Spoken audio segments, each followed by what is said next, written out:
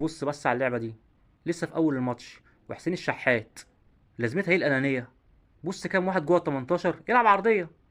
إمام عاشور رفع لك إيده أكتر من مرة، واقف حلو جدا إمام عاشور، لكن طبعا دخل في الزحمة ووقع.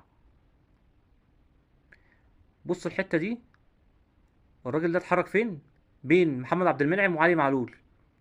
الحتة دي كنز لأي فرقة بتلعب الأهلي. بص اتضربت ازاي،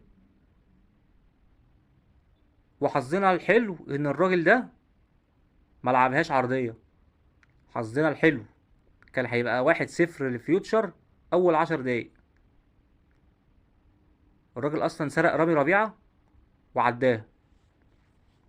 فحظنا الحلو بصوا، احمد عاطف ده لو سريع شويه كان جابها كمان وهي على الوضع ده. هدف كهربا، هدف تحفه، بقالنا كتير ما جبناش شبهه.